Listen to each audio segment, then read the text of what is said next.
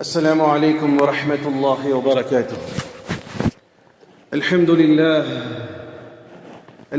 لله أستعينه وأستغفره ونعوذ بالله من شرور أنفسنا ومن سيئات أعمالنا. من يهده الله فلا مضل له ومن يضلله فلا هادي له، وأشهد أن لا إله إلا الله وحده لا شريك له، وأشهد أن سيدنا ونبينا ومولانا محمدًا عبد الله ورسوله صلى الله عليه وعلى آله وصحبه وسلم تسليمًا كثيرًا كثيرًا. أما بعد، فقد قال حق سبحانه وتعالى في القرآن العظيم والفرقان المجيد: فأعوذ بالله من الشيطان الرجيم، بفضل بسم الله الرحمن الرحيم: يا أيها الذين آمنوا اذكروا الله ذكرا كثيرا وسبحوه بكرة وأصيلا. وقال الله عز وجل: ولذكر الله أكبر. وقال عز وجل: فاذكروني أذكركم واشكروا لي ولا تكفرون. صدق الله العليم. اللهم رب اشرح لي صدري ويسر لي أمري واحلل عقدة من لساني يفقه قولي. ربي زدني علما وارزقني فهما. ربي يسر ولا تعسر وتمم لنا بالخير. புகழும் புகழ்ச்சியும் வல்லவன் அல்லாஹ் ஒருவனுக்கு மாத்திரம் உண்டாகட்டுமாக. சாந்தியும் சமாதானமும் இவ்வுலகை சத்தியத்தின் பால் ஈர்த்த உத்தம நபி ஸல்லல்லாஹு அலைஹி வஸல்லம் அவர்கள் மீதும் அன்னாரின் குடும்பத்தாரின் மீதும் அவர்களை முற்றிலுமாக அடிபணிந்து நடந்த சத்திய தோழர்கள் சஹாபாக்கள் மீதும் அவர்களின் குடும்பத்தாரின் மீதும் இங்கு அமர்ந்திருக்கக்கூடிய உங்கள் மீதும் என் மீதும் உலகத்தில் வாழக்கூடிய அத்துணை மக்கள் மீதும் அல்லாஹ்வுடைய சாந்தியும் சமாதானமும் என்றென்றும் நின்று நிலவட்டுமாக. பெரியமான சகோதரர்களே, அல்லாஹ் ரப்புல் இஸ்ஸத் கூறுகிறான்: யா அய்யுஹல்லதீன ஆமனு ذ்குருல்லாஹ ذிக்ரன் கஸீரா. ஓ ஈமான் கொண்ட விசுவாசிகளே, உதுகுருல்லாஹ ذிக்ரன் கஸீரா, நீங்கள் அதிகமாக என்னை நினைவு கூர்ந்து கொண்டே இருங்கள். வஸப்பிஹூஹு புக்ரத்தன் வஅஸீலா, என்னை காலையும் மாலையும் என்னை புகழ் பாடிக்கொண்டே இருங்கள் என்ற வசனத்தை அல்லாஹ் ரப்புல் இஸ்ஸத் கூறுகிறான். பிரியமான சகோதரர்களே, அல்லாஹ்வை நினைவு கூறுதல் என்பது சில பேர் சில மாதிரி அதை ஒரு உருவம் கொடுத்து வைத்திருக்கிறார்கள். அவரவர்களுடைய எண்ணத்தை அதில் ஆழமாக செலுத்தக்கூடிய நிலைப்பாடு உண்டு. நிறைய பேர் டைலாக் அடிப்பாங்க: அல்லாஹ்வை நான் நினைச்சுக்கிட்டே இருக்கிறேங்க. என்ன சொல்லுவாரு? அல்லாஹ்வை நினைச்சிட்டே தாங்க இருக்கேன். பாருங்க, எப்பவுமே சதா சிந்தனை. ஒரு நேரம் தொழுகைக்கு வரமாட்டான் அந்த முட்டாப்ப. எப்படி அல்லாஹ்வை நினைச்சிட்டே இருக்கிறார்? அல்லாஹ்வின் புறத்தில் அல்லாஹு அக்பர் அல்லாஹு அக்பர் என்று பாங்கு சொன்ன உடனே என்ன செய்யணும்? பள்ளியின் பக்கமா ஓடி வரணுமா? இல்லை. ஆனால் அவர் என்ன செய்வார்? எந்நேரம் அல்லாஹ். இன்னும் ஒரு சில பேர் ரொம்ப புத்தி மங்கி போனாலு இந்த அப்படி காட்டுவார். தொழுகைக்கு ஒரு சகோதரன் போய் கூப்பிடான்னு வைங்க, வாங்கத்தா தொழுகைக்கு போகலாம். அவர் என்ன சொல்லுவார் தெரியுமா? இது சுத்தமாக இருக்கணும், என்னமோ இவர் பெனாயில் போட்டு டெய்லி கழுவிட்டே இருக்கிற மாதிரி. என்னது? அதெல்லாம் தொழுகெல்லாம் ஓகே தாங்க, அதெல்லாம் சரிதான். எல்லாம் தொழுகிறவெல்லாம் யோகியவானா? இது சுத்தமா இருக்கணும் தான். அப்புறம் பார்த்தா பின்னாடி வட்டி வாங்கிட்டு இருப்பாங்க. கேட்டா அவரு நம்ம உள்ள சுத்தமா இருக்கணுங்கிறது. சரி, இது ஒரு நிலைப்பாடாக இருக்க முடியுமா? இதுவும் நிலைப்பாடு அல்ல.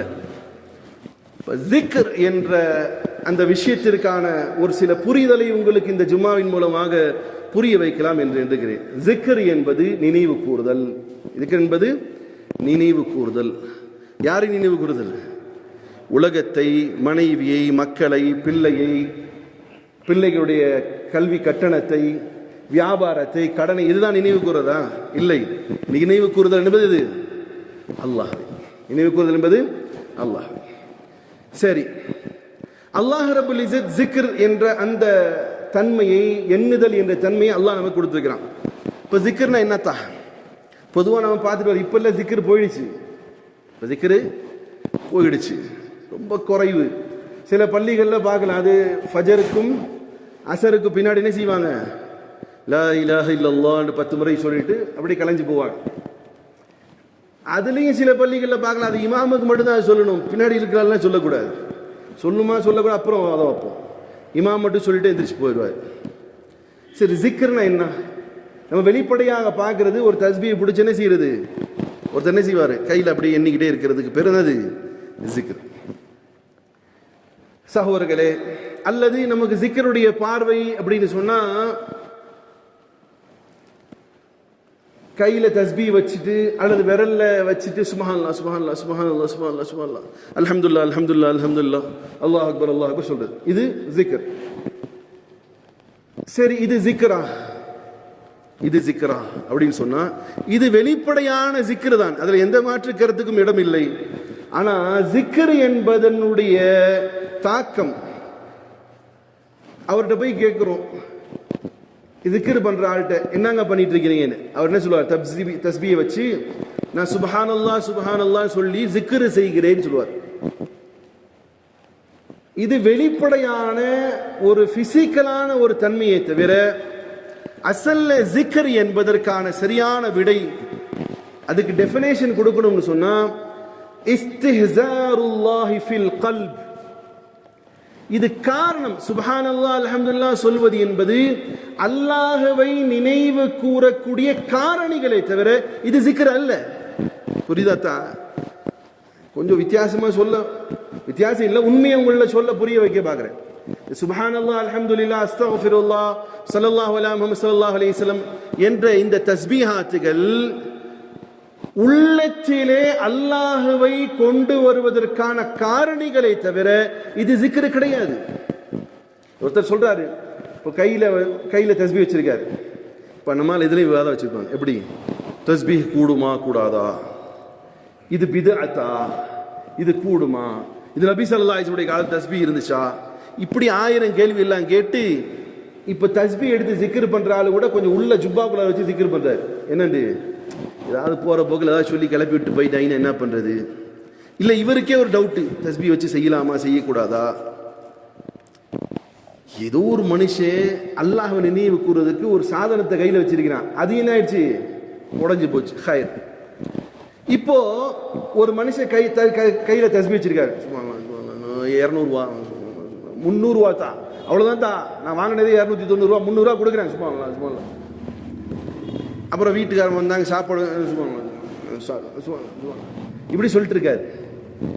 இதனுடைய தாக்கம் அவருடைய உள்ளத்தில் ஏற்படுமா? இது இவர் பிசிக்கலாக நாவால் தன்னுடைய அல்லாஹ்வுடைய திருநாமத்தை ஓதுறாரு, தப்பா எல்லாம் சொல்லல, சுப்ஹானல்லாஹ் தான் சொல்றாரு, அல்ஹம்துலில்லாஹ் தான் சொல்றாரு, இஸ்திக்ஃபார் செய்கிறார். நிச்சயமாக அல்லாஹ் அங்கீகரிப்பான், இதுல எந்த மாற்றம் இல்லை. உண்மையான ஜிக்ர் என்று சொன்னால் அது உள்ளத்திலே அல்லாஹ்வை மட்டுமே குடிகொள்ள வைப்பதற்கு பேர் தான் ஜிக்ர். வெளிப்படையாக இல்லை, ஒரு அது ஒரு காரணி. சுப்ஹானல்லாஹ் நாவல சொல்றது ஒரு காரணி, உள்ளத்திலே சுப்ஹானல்லாஹ் உதித்துக் கொண்டே இருப்பதற்கு பேர் தான் ஜிக்ர். அதான் சொல்வார்கள், இஸ்திஹ்ஸாருல்லாஹி ஃபில் கல்ப். ஜிக்ர் என்று சொன்னால் உள்ளத்திலே அல்லாஹ்வை கொண்டு வருவதற்கு பேர் தான் ஜிக்ர். நாவல இருக்கு, சுப்ஹானல்லாஹ் நாவல இருக்கு, ஹஸ்பி அல்லாஹ் சொல்றார். ஹஸ்பி அல்லாஹ் அர்த்தம் என்னது? ஹஸ்பி அல்லாஹ்னா என்ன அர்த்தம்? சில பேர் சொல்லி கொடுப்பாங்க, பிரச்சனை வந்துருச்சுன்னா நீங்க என்ன செய்யுங்க, ஹஸ்பி அல்லாஹ் ஓதுங்க. ஹஸ்பி அல்லாஹ்னா அல்லாஹ் போதும். ஹஸ்பி அல்லாஹ்னா அர்த்தம் என்னதா? அது நிறைய செய்யுங்க இன்ஷா அல்லாஹ். கடையில் வீட்டில் இருக்கும்போது என்ன சொல்லுங்க அதிகமா, ஹஸ்பி அல்லாஹ். ஹஸ்பி அல்லாஹ் அர்த்தம் என்னது? அல்லாஹ். இந்த ஜிக்ரை எப்போ யார் செஞ்சா தெரியுமா? ஆபிரஹாம் என்று அழைக்கப்படக்கூடிய இப்ராஹிம் அலைஹிஸ்ஸலாத்து வஸ்ஸலாம் அவர்களை தீக்குண்டத்திலே போட்டாங்க இல்லையா, அப்போ அந்த நபி இப்ராஹிம் அலைஹிஸ்ஸலாத்து வஸ்ஸலாம் சொன்ன வார்த்தை ஹஸ்பி அல்லாஹ், அல்லாஹ் போதும். யார் தேவையில்லை, மலை பொழிய வைக்கக்கூடிய வானவர்கள் தேவையில்லை, ஜிப்ரீல் அலைஹிஸ்ஸலாத்து வஸ்ஸலாம் தேவையில்லை, வேற எந்த மலக்கும் எனக்கு உதவி செய்ய தேவையில்லை. எனக்கு யார் போதும்? எனக்கு யார் போதும்? அல்லாஹ் மட்டும் போதும். இப்போ இந்த ஜிக்ர் ஒருத்தர் செஞ்சுட்டே இருக்கார், ஹஸ்பி அல்லாஹ். ஆனா ஒரு பிரச்சனை, ஐயோ அது ஆயிருமே இது ஆயிருமே, அப்படி பண்ணா அது ஆயிடுமே, இது இப்படி பண்ணா இவன் பிடிச்சிக்குவானே அவன் பிடிச்சிக்குவான்னு சொல்றாரு. இவருடைய நாவல் என்ன ஓடுது? என்னத்த ஓடுது? அல்லாஹ் போதும்னு ஓடுது. ஆனா அவருடைய செயல் என்னவா இருக்கு? ஐயோ இன்கம் டாக்ஸ் வந்துடும், அவன் பிடிச்சிருவான், கடங்காரன் வருவான், அதை பார்க்கணும் இதை பார்க்கணும் ஓட்டுறாரு. அப்ப இவர் நாவில சொல்லக்கூடிய ஹஸ்பி அல்லாஹ் எங்க இல்ல? அவருடைய மனசுல இல்ல. அப்ப இந்த ஜிக்கரால் ஏதாவது பிரயோஜனம் இருக்குதா? இல்லை. அப்ப ஜிக்கர் என்பது இந்த ஹஸ்பி அல்லாஹ் சொல்லும் பொழுதெல்லாம் இவருடைய உள்ளத்துல என்ன ஏத்துன்னு சொன்னா, அல்லாஹ்வே போதும், அல்லாஹ்வே போதும், அல்லாஹ்வே போதும். என்ன பிரச்சனை வந்தாலும் போடா அல்லாஹ் இருக்கிறான், போடா அல்லாஹ் பார்த்துக்குவான், போடா அல்லாஹ் என் கூட இருக்கிறான். இந்த எண்ணத்தை கொண்டு வருவதற்கு பேர் தான் ஜிக்கர். இந்த எண்ணத்தை கொண்டு வருவது தான் ஜிக்கர். வெளிப்படையாக சில ஆக்ஷன்களையும் நாவுகளால் சொல்லக்கூடிய வார்த்தைகள் மட்டுமே ஜிக்ர் இல்லை சகோதரர்களே. உன்னை இன்னும் கொஞ்சம் டீப்பா உங்களை புரிய வைக்க பார்க்கிறேன். அல்லாஹ்வை நினைவு கொள்ளுதல் ஒவ்வொரு மனிதனுடைய உள்ளத்திலும் ஈமான் இருக்குமா இருக்காதா? ஒரு முஸ்லிம் சொல்லக்கூடிய சகோதரனுடைய உள்ளத்துல ஈமான் இருக்குமா இருக்காதா? ஈமான் இருக்கும். அவன் மது அருந்திய நிலையிலும் கூட அவனுக்கு இருக்கும். எப்படி இருக்கும்?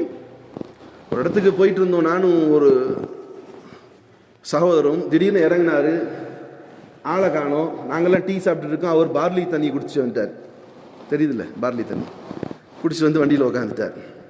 அவர் நம்மள வியாபாரத்துக்கு போகிறோம், பார்லி தண்ணி குடிச்சிட்டான்னு நமக்கு தெரியாது.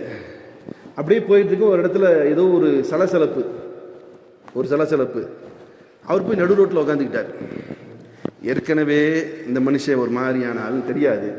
என்னடா அப்படின்னு சொன்னா, டக்குன்னு தொழுதுட்டு வந்த ஆளு ஃபுல்லாக தூக்கி அந்த ஆள் மாட்டிக்கிட்டான். ஏதோ ஒருத்தருக்கு ஒரு இழப்பு ஏற்பட்டுருச்சு. அந்த இழப்பிற்கு இவர் என்ன செய்யறாரு? குடிச்சிருக்கிறது பார்லி தண்ணின்னு தெரியுமில்லத்தா, சரக்கு அடிச்சிட்டாரு. ஆனா என்ன செய்யறாரு? பள்ளியாசிலிருந்து வெளியே வந்த ஒரு நபர்கிட்ட பள்ளியாசில் தொப்பியை வாங்கி மண்டையில போட்டுக்கிட்டாரு, நடு ரோட்டில் உட்காந்துட்டாரு. இப்ப இவரிடத்துல ஈமான் இருக்கா இல்லையா? ஈமான் இருக்கா இல்லையா? உள்ளத்தில் அவருடனே இருக்கு, ஈமானிய உணர்வு இருக்குது. ஏதோ பாதிக்கப்பட்டவனுக்காக குரல் கொடுக்கிறேன், குடித்தது தவறு, ஹராம். ஆனால் அவருடைய உள்ளத்தில் என்ன செய்யுது? ஒரு ஓரத்திலே ஈமான் இருக்கு. எல்லாருடைய உள்ளத்திலும் உண்டு, ஈமான் என்பது உண்டு. என்னைக்காவது அது வந்துட்டு அப்படி போகும் சல்லுன்னு. அது ஜும்மாவுடைய நேரத்தில் 1 மணி சல்லுன்னு அப்படி வந்துட்டு இப்படி போயிடும். நிறைய பேருக்கு என்ன செய்யும்? அந்த ஈமானு இந்த கரெக்டா அடுத்தவன் வாய் அடைக்கிறதுக்காவது போயானும் தா, இல்லாட்டி பக்கத்து கடைக்காரனே சொல்லுவான், என்னடா பாய் ஜும்மாவுக்கு போகாம உட்காந்துருக்கான்னு சொல்லிடுவாங்கிறதுக்காவது என்ன செய்யணும்? அந்த ஈமான் என்ன செய்யும்? அப்படியே ஜும்மா நேரத்தில் சல்லுன்னு இப்படி வந்து போயிடும். சில பேருக்கு அந்த ரம்ஜான் மாசத்துல என்ன செய்யும்? அந்த ஈமானு கரெக்டாக ஃபர்ஸ்ட் நோம்பு அன்னைக்கு சுப்ஹானல்லாஹ் அப்படின்னு சொல்லிட்டு உள்ள வந்தாலும் அந்த நெத்தியை போட்டு தேய்ச்சி அந்த 1 மாசம் அந்த ஈமான் அவர்கிட்ட இருக்கு. அதுக்கப்புறம் அது மறைஞ்சு போயிடும். சில பேர் பக்ரீத் அன்னைக்கு மட்டும் வரும். சில பேருக்கு இந்த விசேஷ இரவுகளுக்கு மட்டும் வரும். 27வது நாள் பராத் இரவு, அப்புறம் என்னது இன்னும் ஒரு சில இரவுகளுக்கு மட்டும் அது வரும். அதுக்கப்புறம் அது பறந்து போயிடும். இப்போ ஈமான் ஒவ்வொரு முஸ்லீமுடைய உள்ளத்தில் இருக்குது. அது எங்கே இருக்கிறது என்று சொன்னால் அவனுடைய உள்ளத்தில் இருக்கு. அதை தேடி வெளியே கொண்டு வருவதற்கான ஒரு சாதனம் தான் ஜிக்ர். அதை தேடி கொண்டு வருவதற்கு பேரு தான் ஜிக்ர். எப்படின்னா சௌர்லே ஒவ்வொரு மனிதனுடைய உள்ளமும் அல்லாஹ் அதிலே ரூஹ் இருக்கிறது. அல்லாஹ் கூறுகிறான், وَيَسْأَلُونَكَ عَنِ الرُّوحِ قُلِ الرُّوحُ مِنْ أَمْرِ رَبِّي وَمَا أُوتِيتُم مِنَ الْعِلْمِ إِلَّا قَلِيلًا. நபி ஸல்லல்லாஹு அலைஹி வஸல்லம் பார்த்து அல்லாஹ்வுடைய வசனம் இது. நபி உங்களிடத்துல கேட்கிற ரூஹ் எங்கே இருக்குது? ரூஹ் எங்கே இருக்கு? ஆத்மா எங்கே தான் இருக்கு? உள்ளத்திலே இருக்கு. ரூஹ் என்பது அது உள்ளம். அதான் சொல்லுவாங்க நபி ஸல்லல்லாஹு அலைஹி வஸல்லம் அவர்கள், ஜிக்ர் செய்யக்கூடிய உள்ளம் என்னது? உள்ளம் உயிர் உள்ள உள்ளம். ஜிக்ர் செய்யாத உள்ளம் அது மரணித்த உள்ளம். அப்போ ஆத்மாவிலே தான், ஆத்மாங்கிறது தமிழ்ல சொல்லுவோம், ரூஹுண்டு அரபியில சொல்லுவோம். இது எங்க இருக்குதுன்னு சொன்னா உங்களை புரிய வைக்கிற சொன்னா உள்ளத்திலே இருக்கிறது.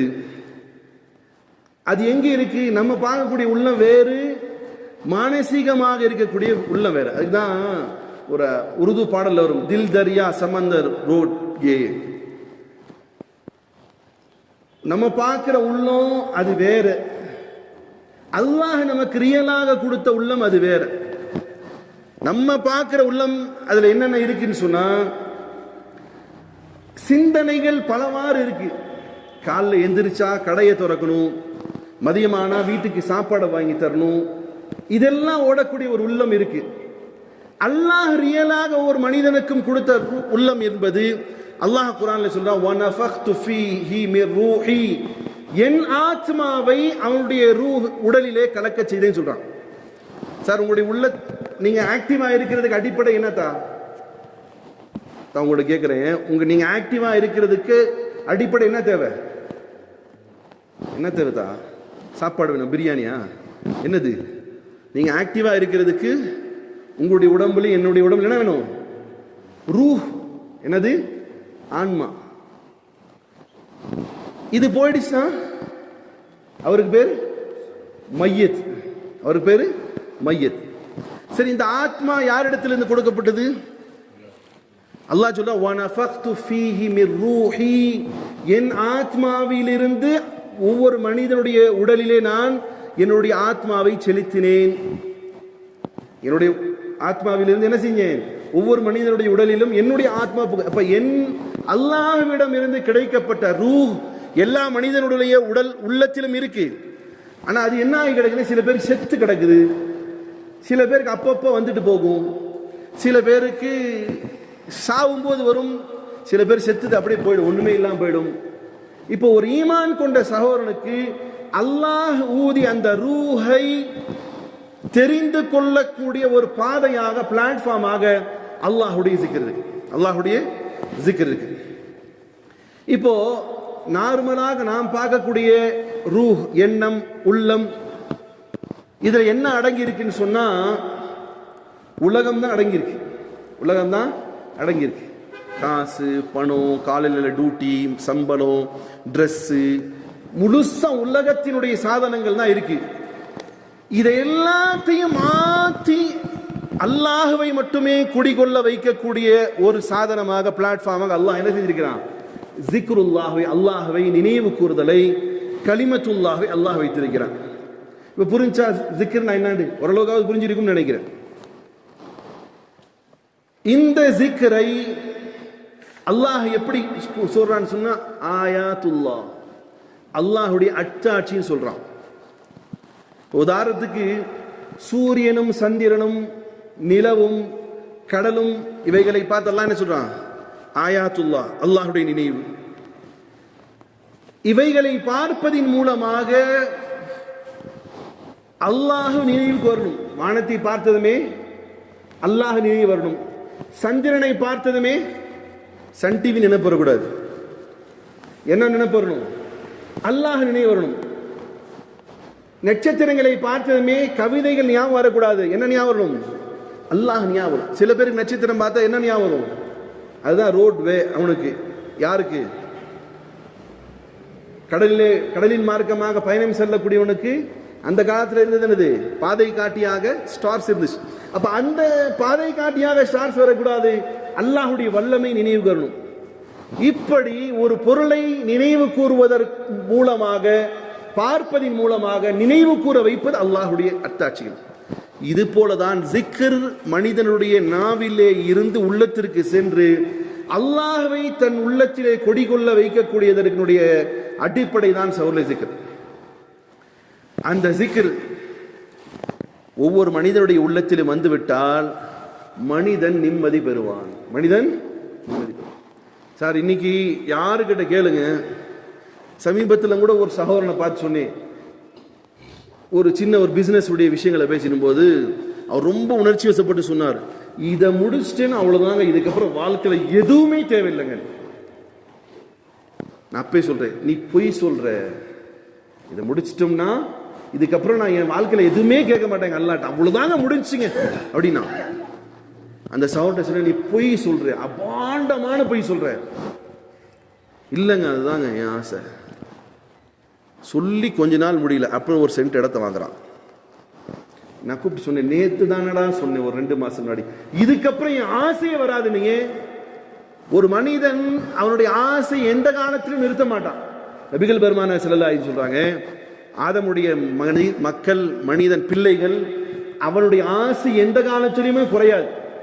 எதுவரையிலும் அவனை கொண்டு போய் கபர்ல வச்சு அந்த கபரு மண்ணெல்லாம் அவன் வயிறு நிரப்பாதோ அதுவரையிலும் அவனுடைய ஆசை முடிவுக்கே வராது.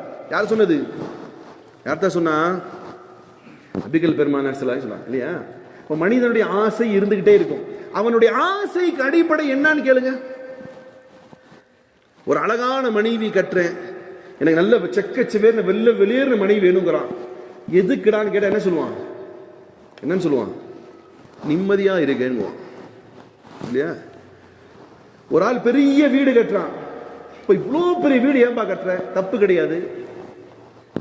நிம்மதியா போய் தன கால வாடகை அலைஞ்சிட்டேன், இதுக்கப்புறமா அது வாடகை இல்லாம நிம்மதியா வாழ தான் இவ்வளோ பெரிய வீடு கட்டுறேன். கட்டி முடிச்சதுக்கு அப்புறம் அடுத்த ஒரு வீட்டுக்கு அடித்தளம் போடுவார். பக்கத்தில் ஒரு 2 சென்ட் வந்திருக்கு, அதை வாங்கி இன்னொரு ஃபிளாட்டை கட்டி அதில் வாடகை விடுவோம். வண்டி ஏங்க இவ்வளோ காஸ்ட்லியாக வாங்கியிருக்கிறீங்க? தப்பு கிடையாது. அல்லாஹ் உங்களுக்கு ஹலாலான முறையில் என்ன வண்டி வேணாலும் வாங்க, அல்லாஹ் எங்கேயுமே தடுக்கலை. அப்போ அந்த சவர்கிட்ட கேட்கும்போது எதுக்கே வாங்கினேன்? நிம்மதியாக இருக்கிறேன். எம்எல்ஏ பதவியில் இருக்கிறவனை எம்பி பதவிக்கு ஏண்டா இப்படி வந்தேன்னு சொல்லி கேட்டான், அவன் என்ன சொல்லுவான்? நிம்மதியா? அப்பா எம்பி பதவி வாங்கிட்டேன்னு அவ்வளோதாங்க.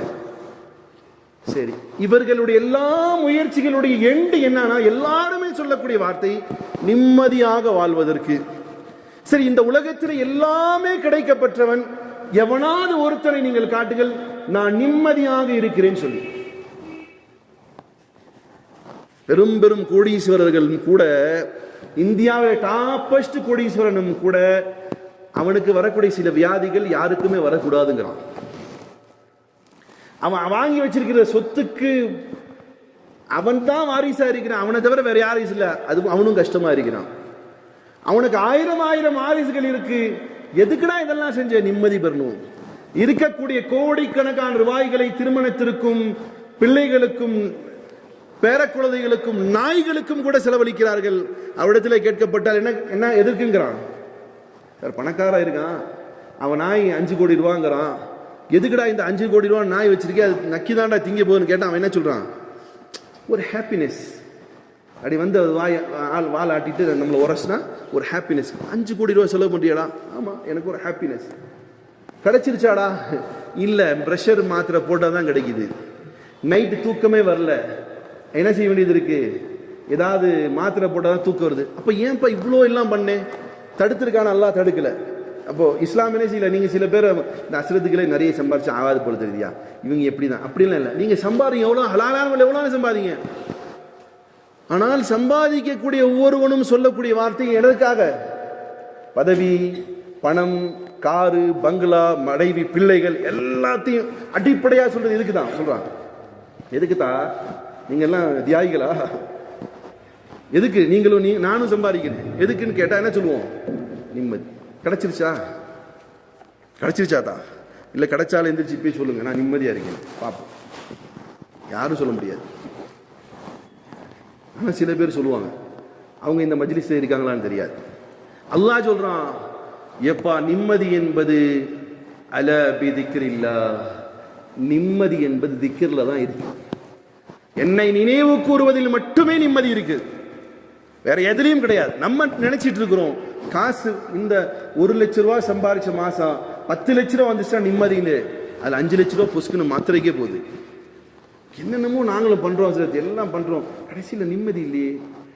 நீங்க அவ்வளோ காசு வச்சுக்கோங்க பேங்க் லாக்கர்ல போட்டு, ஆனா அல்லாஹுக்காக வேண்டி சிறு நேரத்தை ஒதுக்கி அல்லது உங்களுடைய நாவுகள்ல அல்லாஹ்வை துதிப்பாதிட்டே இருங்க.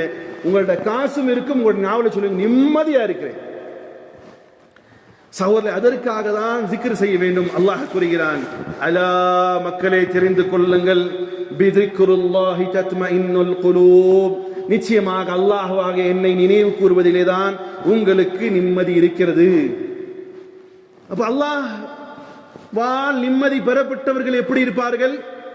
அல்லாஹ்வால் நிம்மதி பெறப்பட்டவர்கள் எப்படி இருப்பார்கள்? அல்லாஹ்வே கூறுகிறான், யா அய்யதுஹன் நஃப்ஸுல் முத்மஇன்னா இர்ஜிஇ இலா ரப்பிகி ராதியதன் மர்தியா ஃபத்குலி ஃபீ இபாதி வத்குலி ஜன்னதி. இந்த ஆயத்தை நம்மால சில இப்ப ஓதுறாங்களா அஸ்ரத்துக்குன்னு தெரியல, ஓதலாம்.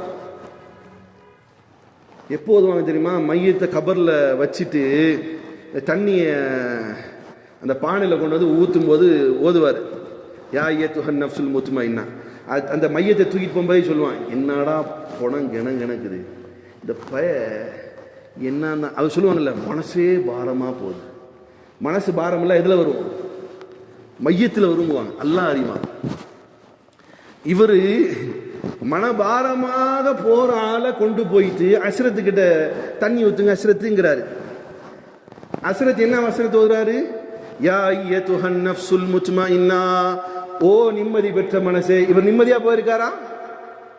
சொல்லுங்க தா, கபர்ல வச்சா நிம்மதியா போயிருக்காரு? பிரச்சனை, கஷ்டம், நிம்மதி இல்லாம, மக சோறு போடாம, அம்மா விரட்டி விட்டு கண்ட பலாயோட போறாரு. இவருக்கு என்ன சொல்லி ஊத்துறாரு? யா அய்யத்துஹன் நஃப்ஸுல் முத்மஇன்னா, ஓ நிம்மதி பெற்ற ஆத்மாவே. இங்க பலால பிடிச்சிட்டு வருது. இந்த ஆத்மா பலாவை தூக்கிட்டு வருது, கஷ்டத்தை தூக்கிட்டு வருது, பிரச்சனையை தூக்கிட்டு வருது, கடனை தூக்கிட்டு வருது, மனைவி விட்டுட்டு வருது, பிள்ளைகளை விட்டுட்டு வருது, என்னென்னவோ பண்ணிட்டு வருது. இந்த ரூஹுக்கு எப்படி யா அய்யத்துஹன் நஃப்ஸுல் முத்மஇன்னா, ஓ நிம்மதி பெற்ற ரூஹேன்னு சொல்ல முடியும்?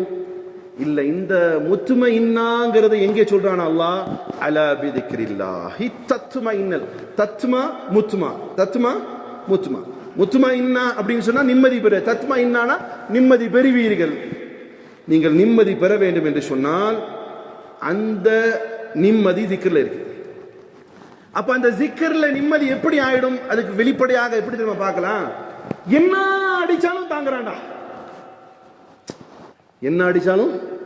அப்ப இவ்வளோ லாஸ் ஆச்சு, ஒண்ணுமே கவலைப்பட மாட்டேங்கிறான், ஜந்து மாதிரி போயிட்டு இருக்கிறான். நானும் இருந்தா செத்துரு வேங்குவான்.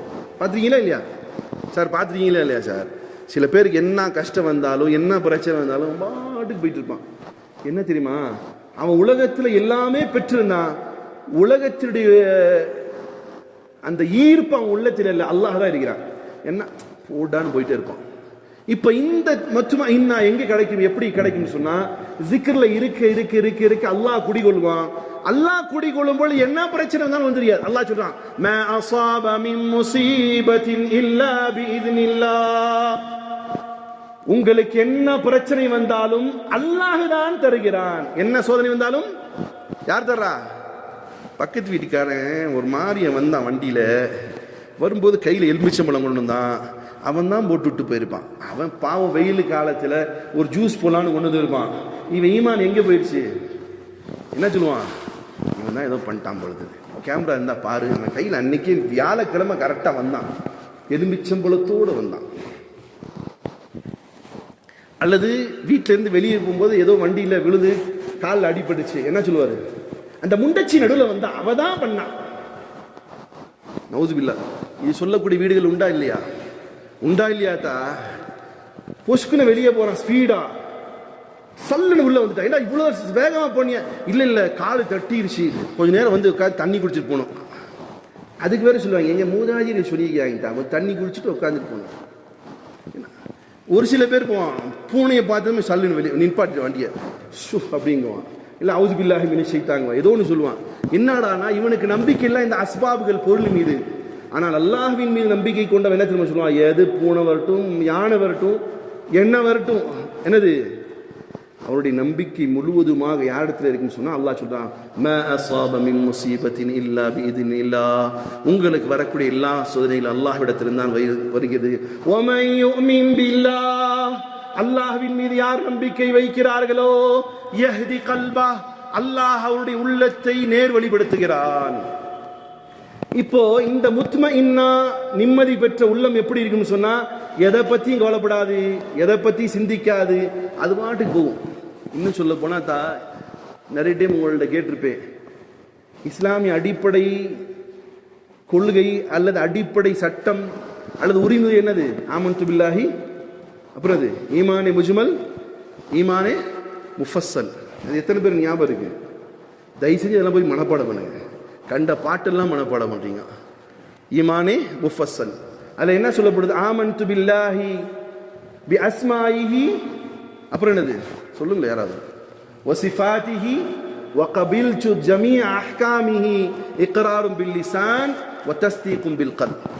அல்லாஹ்வை உண்மையிலே ஏத்துக்கிட்டீங்களான்னு உங்கள்கிட்ட கேட்குறேன். நீங்க தனிநபரா ஒரு ஆள்கிட்டையும் அதுக்கு பதில் சொல்ற அளவுக்கு உங்களுக்கு திராணி இருக்கா, தம்பு இருக்கான்னு பார்த்துக்கணும். இது கற்று இது சின்ன வயசுல மாசாக்களை சொல்லி கொடுத்தது. நமக்கு தான் மதர்சால அனுப்புறதை விட டியூஷன்ல அனுப்புறதுலாம் இன்ட்ரெஸ்ட். அல்லது அசரத்து ஏதாவது சொல்லிட்டாருன்னா உங்களுக்கு அப்படி பொத்திக்கிட்டு வரும் கோவம். ஏன் தெரியுமா? உங்க காசுல தானே சம்பளம் வாங்குறாரு. ஸ்கூல்ல யாராவது ஒன்று அட்ஜஸ்ட் பண்ணி தாங்க போகணும். மதரசால அதுல டெய்டா என் மகன் இப்படி டெய் ஆனால் நான் அனுபவிச்சிருக்கேன், பார்த்துருக்கேன். மாணவனுக்கு எங்கள் அசரத்துக்கள்கிட்டலாம் நாங்கள் செப்பல் அடி வைங்க, நான் வாங்கலை, என் ஃப்ரெண்ட் கொலீக்ஸ் எல்லாம் வாங்கியிருக்கிறான். அப்படி வாங்கிட்டு அமைதியாக போன பிள்ளைங்க இன்னைக்கு உருப்படியாக இருக்குது. உங்கள் பிள்ளைகளை மாசாக்கு அனுப்பி வச்சுட்டா அசரத் என்ன செய்யணும், அவர் ஹாஜியார் மாதிரி ட்ரீட் பண்ணும். அவர் வாடா போடா சொல்லக்கூடாது, அவர் ஆப்சென்ட் பண்ணால் கேட்கக்கூடாது. ஏன்னா உங்களுக்கு டியூஷன் ரொம்ப முக்கியம், இம்பார்ட்டன்ட். அப்படி இருந்தால் இங்கே விளங்கும். அவன் உங்களை கொண்டு போய் எங்கேயாவது தள்ளுவான், உங்கள் பிள்ளை எங்கேயாவது தள்ளுவான். ஈமான கற்றுக் கொடுக்குற இடத்துல உங்களுக்கு உங்களுடைய சாய்ஸை கொண்டு வருவீங்க. ஹைர், சொல்ல வந்த விஷயம், நீங்கள் தயவு செஞ்சு இந்த அடிப்படை விஷயங்களை கற்றுக்கோங்க.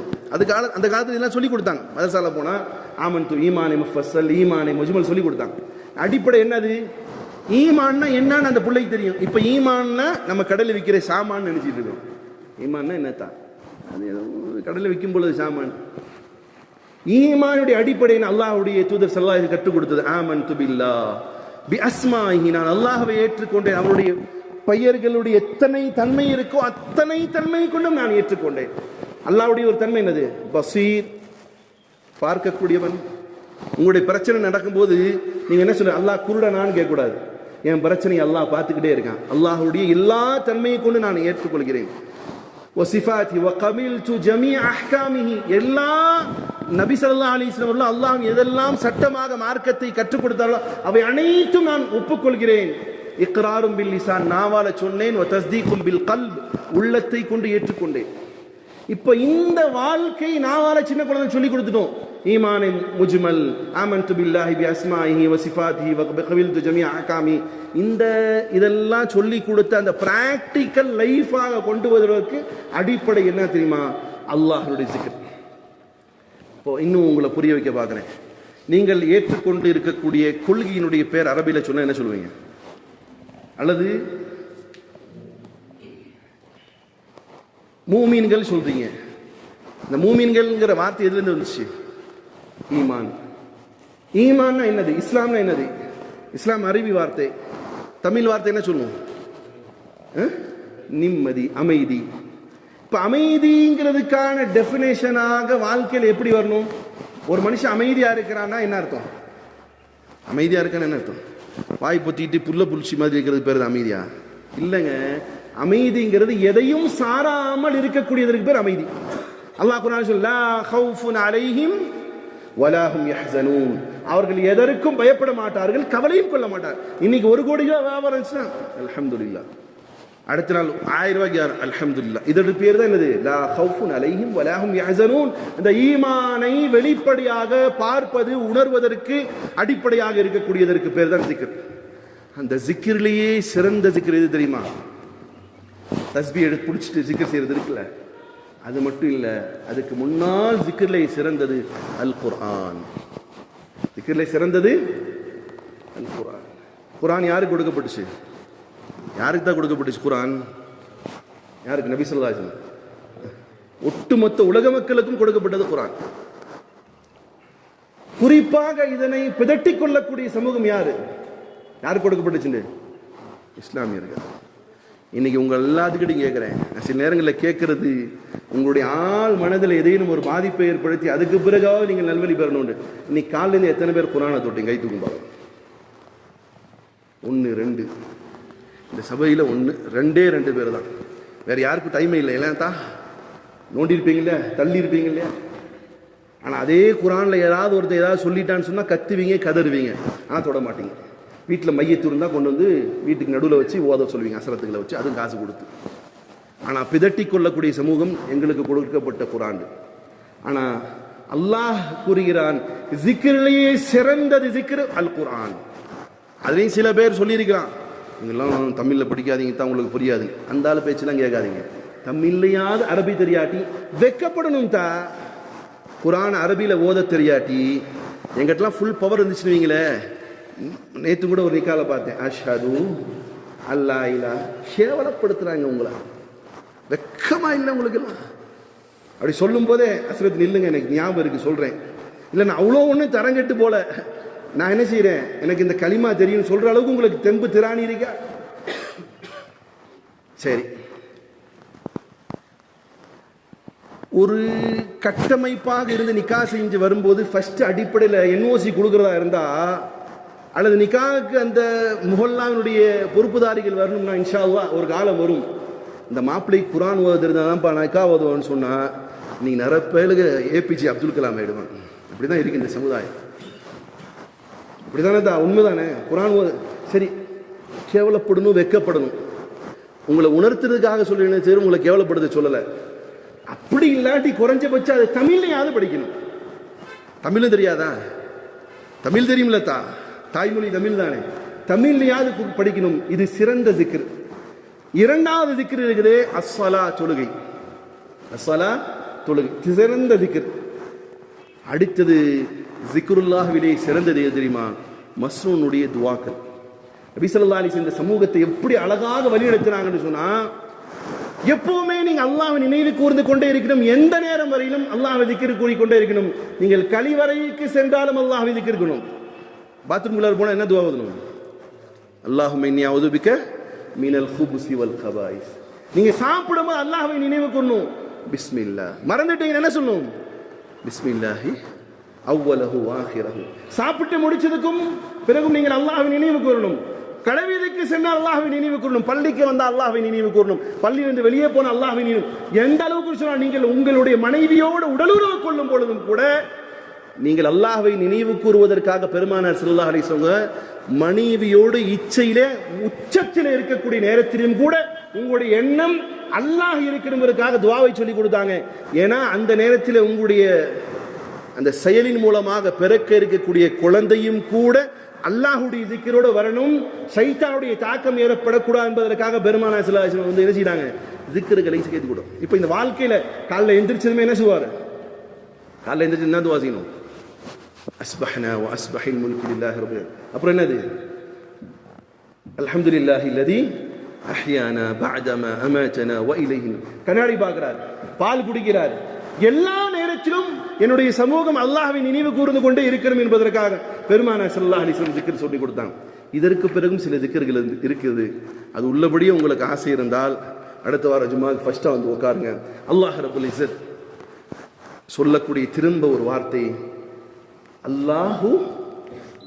அல்லாஹு மனசுல சொல்லிக்கோங்க, அல்லாஹு அக்பர் இல்லையா? அந்த அக்பர் ஆகி அல்லாஹ் சொல்லிக்கிறான். அக்பர்னு பேர்ல அல்லாஹு அக்பர் என்று சொன்னால் என்ன அர்த்தம்? அல்லாஹ் மிக பெரியவன். அந்த அல்லாஹு அக்பர் சொல்கிறான், வல திக்ருல்லாஹி அக்பர். அக்பர் ஆகிய பெரியவனாகிய அல்லாஹ் சொல்கிறான், என்னுடைய ஜிக்ர் தான் மேலோங்கியது, பெரியது, சிறந்தது என்று சொல்கிறான். அந்த ஜிக்ரை இதற்கு பிறகமாவது நடக்கும் பொழுது, பேசும்போது, பேசி முடிச்சதுக்கு பிறகு, வியாபாரம் செய்யும் பொழுது, எல்லா நிலைகளும் அல்லாஹ்வை ஜிக்ர் செய்து கொள்ளுங்கள். குறைந்தபட்சம் சுப்ஹானல்லாஹ், அல்ஹம்துலில்லாஹ், லா இலாஹ இல்லல்லாஹ். இதன் மூலமாக உள்ளம் உயிர் பெல்லும். ஒரு கால் மரணம் வந்தால் கலிமாவோடு மரணிக்கலாம். இப்படி செய்து கொண்டிருக்கும் பொழுது அல்லாஹ் நம்மை பார்த்து பிரியப்படுகிறான். ஆத்மா அல்லாஹோடு தொடர்பில் இருக்கும். அந்த ஜிக்ரை எப்பொழுதுமே செய்யக்கூடிய மக்களாக எங்களையும் அல்லாஹ் உங்களையும் நம் சந்ததிகளையும் ஆக்கி அருள் புரியட்டுமாக. வாஹிதா அல்ஹம்துலில்லாஹி ரப்பில் ஆலமீன்.